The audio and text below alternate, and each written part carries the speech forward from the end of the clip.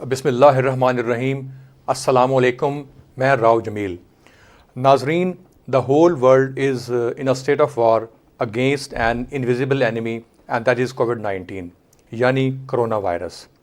नाजरीन, ना सिर्फ पाकिस्तान बल्कि पूरी दुनिया करोना वायरस के बहरान में मुब्तला है और बहुत सारे ऐसे शोबे हैं जो रुके हुए हैं। पाकिस्तान में स्कूल, कॉलेज और यूनिवर्सिटियाँ बंद हैं। नाजरीन, जब हम तालीम की बात करते हैं तो स्टूडेंट्स तालीमी इदारों में जाते हैं और वो फ़ेस टू फेस इंटरेक्शन करते हैं और सोशल डिस्टेंस की हम बात नहीं करते।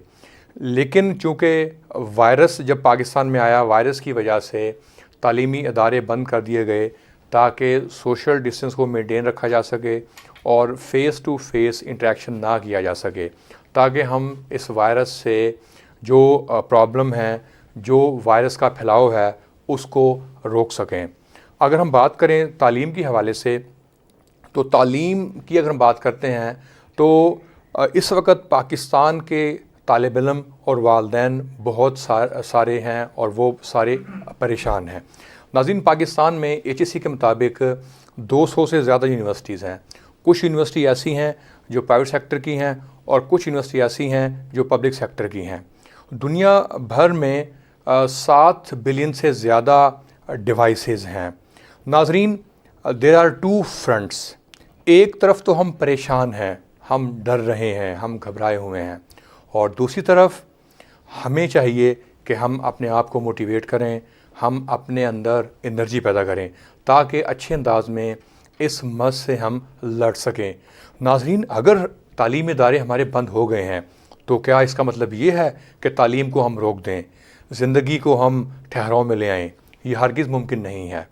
तो अगर हम तालीम की बात करते हैं तो एक कॉन्सेप्ट है जिसे हम कहते हैं ई लर्निंग या ऑनलाइन एजुकेशन या डिजिटल लर्निंग। नाज़रीन, मेरे साथ मौजूद हैं आज डॉक्टर शुजात मुबारक साहब, जो इस वक्त मोहम्मद अली जिन्ना यूनिवर्सिटी कराची में एज ए डीन काम कर रहे हैं। आप ट्रेनर हैं, आप रिसर्चर हैं, आप टीवी एंकर हैं। इसके अलावा मल्टीनेशनल और नेशनल कंपनीज़ में एज ए ट्रेनर भी आप फ़राइज़ सर अंजाम देते हैं। पाकिस्तान की नामवर जो यूनिवर्सिटीज़ हैं, अगर मैं बात करूं IBA कराची की, CBM की, इसके अलावा ज़ियाबिस्ट, PF काइट, इक्का यूनिवर्सिटी, तमाम इदारों में आप पढ़ा चुके हैं। तो आज हम डॉक्टर साहब से बात करेंगे पाकिस्तान में तालीम का फ्यूचर क्या है। कहा यह जाता है कि फार्मा सेक्टर में रिसर्च के हवाले से बहुत ज़्यादा इन्वेस्टमेंट की जाती है। आज हम जानेंगे कि तालीमी शोबे में किस हद तक पाकिस्तान में रिसर्च एंड डेवलपमेंट के हवाले से इनिशिएटिव लिए गए हैं और पाकिस्तान में ऑनलाइन एजुकेशन किस हद तक इफ़ेक्टिव रहा है। डॉक्टर साहब, अस्सलाम वालेकुम। वालेकुम सलाम जी राव साहब। डॉक्टर साहब, मैं आपको वेलकम करता हूँ। आप कराची से लाहौर आए और आपने हमें आज टाइम दिया। डॉक्टर साहब, ये बताइएगा कि पाकिस्तान एक डेवलपिंग कंट्री है। जैसा कि हमें पता है, कोविड-19 की वजह से तालीमी इदारे बंद हैं। कुछ इदारे ऐसे हैं जिन्होंने ऑनलाइन लर्निंग स्टार्ट की है और पाकिस्तान में कुछ ऐसे मसाइल हैं, ना सिर्फ तालिब इल्म बल्कि तालीमी इदारे भी उनका शिकार हैं। आप हमें बताइएगा कौन कौन से ऐसे चैलेंजेस हैं जो तालीमी इदारे फेस कर रहे हैं और किस हद तक ई लर्निंग पाकिस्तान में फ्रूटफुल रही है। बहुत शुक्रिया राव साहब। सबसे पहले तो मुझे यकीनन आपका शुक्रिया अदा करना चाहिए कि आपने मुझे मदऊ किया अपने प्रोग्राम में। और जो टॉपिक है एजुकेशन का, डेफिनेटली अगर आप मौजूदा सूरत हाल में देखें तो इससे ज़्यादा कोई इम्पॉर्टेंट टॉपिक हो नहीं सकता। सिलसिला ये है कि जब कोविड-19 स्टार्ट हुआ तो एकदम से हमें मजबूरन ऑनलाइन एजुकेशन की तरफ जाना पड़ा। हालांकि बहुत सारे तालीमी इदारे इसके लिए तैयार नहीं थे, लेकिन अल्हम्दुलिल्लाह अगर आज हम खड़े होकर पीछे देखें और हम तमाम पाकिस्तान के तालीमी इदारों को, जिसमें स्कूल्स भी, कॉलेजेस भी और यूनिवर्सिटीज़ भी शामिल हैं, उनको देखें तो मुझे इस तरह से लगता है कि एक बड़ी तादाद ने ऑनलाइन एजुकेशन को बड़े अहसन तरीके से अडॉप्ट कर लिया है। यहाँ पे अब मसाइल की अगर मैं बात करूँ तो ये देखा जा रहा था हमारे जहन में या लोगों के जहन में ये था कि इंफ्रास्ट्रक्चर के प्रॉब्लम्स होंगे, ڈیوائسز کا جیسے آپ نے ذکر کیا اس کے پرابلمس ہوں گے. کچھ پرابلمس یقیناً تھے بھی انفراسٹرکچر کے, مشینوں کے, کمپیوٹرز کے پرابلم بھی تھے, ڈیوائسز کے بھی تھے, لیکن یہ پرابلمس کسی نہ کسی طریقے سے بہت سارے تعلیمی اداروں نے ان کو حل کیا یا بہت حد تک ان کے ایفیکٹس کو ریڈیوس کر دیا. لیکن جو سب سے بڑا پرابلم جس کی لوگوں کو توقع نہیں تھی وہ ابھی جو تعلیمی ادارے فیس کر رہے ہیں وہ ہے اسٹوڈنٹس کا لرننگ ایٹیٹیوڈ. میں خود ایک یونیورسٹی سے وابستہ ہوں, میں پڑھاتا بھی ہوں. اس یونیورسٹی کے ایک ڈپارٹمنٹ کو, ایک فیکلٹی کے جو ڈپارٹمنٹل افیئرز ہیں ان کو بھی میں دیکھ رہا ہوتا ہوں. مجھے اس وقت سب سے زیادہ دکھ اس وقت ہوتا ہے جب میرے استاد, فیکلٹی ممبرز سارے کے سارے ٹولز کے ساتھ بیٹھ کے آن لائن لیکچر ڈلیور کر رہے ہیں, لیکن طلباء کی بہت ہی کم تعداد اس لیکچر کو سن رہی ہوتی ہے. اب مجھے یہ سمجھ نہیں آتی کہ شاید یہ ہماری بحیثیت قوم کوئی پرابلم ہے یا ہم کیوں لرننگ سے دور بھاگتے ہیں, لیکن حقیقت یہ ہے کہ ہمیں اس سے آنکھ نہیں چھپانی چاہیے. ہمارے جو طالب علم ہیں شاید ان کے اندر وہ تڑپ جو اقبال نے کہا تھا کہ اٹھا ساکیا پردہ اس راز سے, لڑا دے ممولے کو شہباز سے, شاید وہ تڑپ ابھی اس کے اندر ہمارے یعنی ڈاکٹر صاحب آپ بات کر رہے ہیں سیلف ڈسپلن کی. جتنے بھی ہمارے اسٹوڈنٹس ہیں جب تک وہ سیلف ڈسپلن نہیں رکھیں گے اس وقت تک وہ اچھے انداز میں تعلیم حاصل نہیں کر سکتے. ڈاکٹر صاحب میں نے یہ بھی سنا ہے کچھ ٹیچرز ٹرینڈ نہیں ہیں, یعنی وہ ریڈی نہیں ہیں, یونیورسٹیز میں LMS سسٹم انسٹال نہیں ہوا. اس کے علاوہ ٹیچرز پریشان ہیں, وہ اچھے انداز میں ڈیلیور نہیں کر سکتے. تو آپ یونیورسٹی میں آلریڈی سرو کر رہے ہیں, آپ کا تجربہ ہے, آپ بتائیے گا ہمیں کیا ٹیچرز اچھے انداز میں افیکٹولی پڑھا رہے ہیں بچوں کو؟ دیکھیں یہ میرے خیال میں گراسلی میں اگر آپ کہیں تو میں بڑی حد تک آپ کی بات سے اتفاق نہیں کروں گا.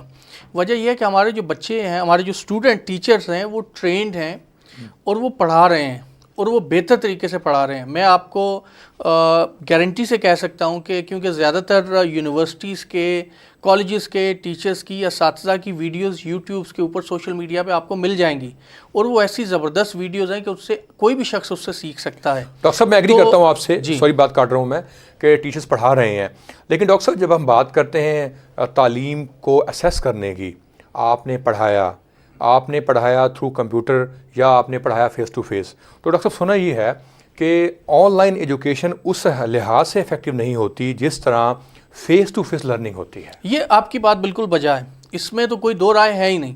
فیس ٹو فیس کا کوئی بھی نعم البدل نہیں ہو سکتا, لیکن یہ بھی نہیں ہم کہہ سکتے کہ فیس ٹو فیس ایجوکیشن نہیں ہوگی تو آپ کی آن لائن ایجوکیشن رک جائے گی. ویسٹ میں یہ کووڈ تو ابھی آیا ہے, اس سے پہلے بھی بہت سارے لوگ آن لائن ایجوکیشن حاصل کرتے تھے, اور بڑی یونیورسٹیز MIT, ہارورڈ یونیورسٹی ہو گئی, آپ کی پرنسٹن یونیورسٹیز ہوگی, وہ آن لائن ایجوکیشن کی ترویج اس وقت بھی کرتی تھی اور وہاں پر تھی اور لوگ ڈگریاں حاصل کرتے تھے. سوال یہ ہے جو آپ کا مدعا تھا وہ یہ تھا کہ پاکستان میں آن لائن ایجوکیشن کیوں کامیاب نہیں ہو رہی. تو سارے لوگ یہ کہتے ہیں کہ جی یونیورسٹیز کے پاس, کالجز کے پاس, سکولز کے پاس ذرائع نہیں ہیں, وسائل نہیں ہیں. لیکن میرا نقطہ نظر یہ ہے کہ ان وسائل سے زیادہ وہ تڑپ, وہ لگن, وہ محنت اور وہ جذبہ ہمارے طالب علموں میں اس کی کمی ہے جس کو آن لائن ایجوکیشن کے تھرو سیکھنے کے لیے. اور میں آپ کو بتاتا جاؤں کہ عام طور پہ بازار میں ہم جاتے ہیں, جب ہم کوئی کچھ پیسے دیتے ہیں اور کوئی چیز خریدتے ہیں تو ہم جب اس چیز کی کوالٹی بھی چیک کرتے ہیں اور وہ ہم چیز خریدتے بھی ہیں, اور جو دکاندار ہوتا ہے اسے کہتے ہیں یہ زیادہ تعداد میں دیں.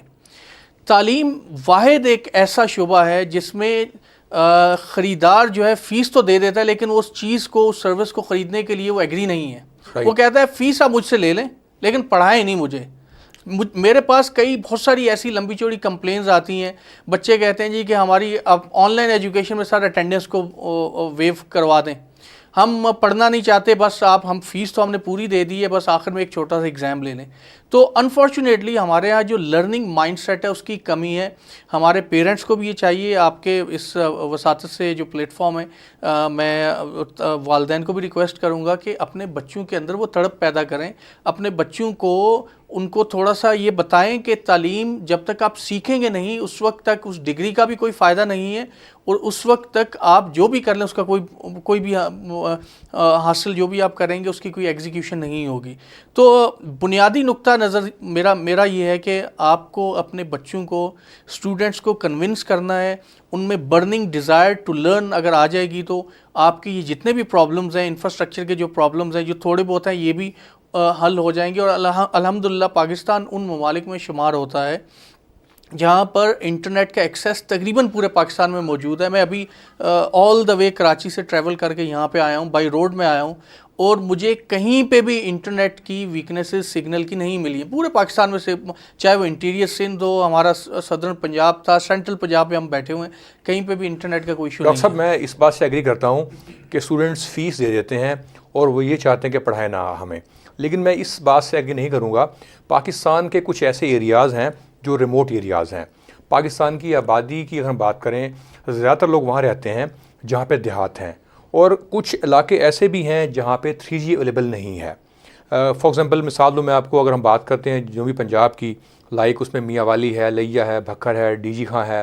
اس کے علاوہ اگر آپ بات کریں سندھ کی خیرپور ہے, کچھ اور بھی ایسے علاقے ہیں جہاں پہ ڈیجیٹل نیٹ ورک کام نہیں کرتا. ڈاکٹر صاحب یہ بتائیے گا آپ کہ حکومت نے کون سے ایسے انیشیٹو لیے ہیں, جس طرح HEC نے 4 پوائنٹس کی بات کی, اور آپ کیا سمجھتے ہیں جو HEC نے انیشیٹو لیے اور جو HEC نے انسٹرکشنز دیں, اور جس طرح گورنمنٹ آف پاکستان نے تعلیمی اداروں کو انسٹرکشنز دی, کیا وہ امپلیمنٹ ہوئی ہیں, اور کیا حکومت کو سپورٹ دی ہے حکومت نے, اور کون کون سی ایسی چیزیں ہیں جو آپ سمجھتے ہیں حکومت کو دینی چاہیے؟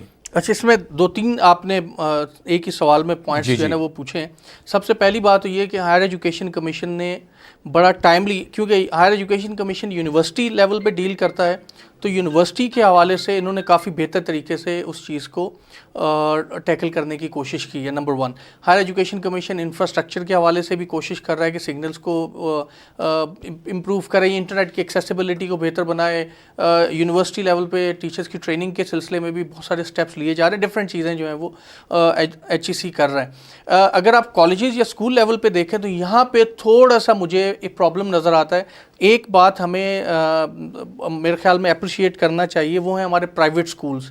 حالانکہ گورنمنٹ, مجھے یہ میری پرسنل پرسیپشن یہ ہے کہ شاید ہماری جو پروونشل منسٹریز آف ایجوکیشن تھی وہ اتنی انسٹرومنٹل نہیں تھیں سکولز کو انفراسٹرکچر دینے میں, لیکن اس کے باوجود ہمارے پرائیویٹ سکولز نے وہ سافٹ ویئرز اڈاپٹ کیے, آن لائن ایجوکیشن کے انفراسٹرکچر اڈاپٹ کیا, اور وہ بڑے بہتر طریقے سے آن لائن ایجوکیشن کو کنٹینیو کیے ہوئے ہیں. اور کچھ سکولز اور کالجز ایسے ہیں جن سے یونیورسٹیز بھی سیکھ رہی ہیں کہ کس طرح سے آن لائن ایجوکیشن کو کنڈکٹ کیا جا سکتا ہے یا کیا جانا چاہیے. تو میں یہ کہتا ہوں, میری جو آبزرویشن یہ ہے کہ یونیورسٹیز لیول پہ HEC نے بہت اچھا کام کیا, اس نے اچھے سٹیپس یونیورسٹیز کو گائیڈ کیا, ٹریننگز وغیرہ دی. گورنمنٹ نے بھی ہائر ایجوکیشن لیول پہ بہتر چیزیں کی, لیکن پروونشل لیول پہ کالجز اور سکولز لیول پہ مجھے جو ہے نا وہ میرے کچھ ریزرویشنز ہیں, اور میرا خیال یہ ہے کہ وہاں پہ بہت زیادہ امپرومنٹ کی گنجائش موجود ہے.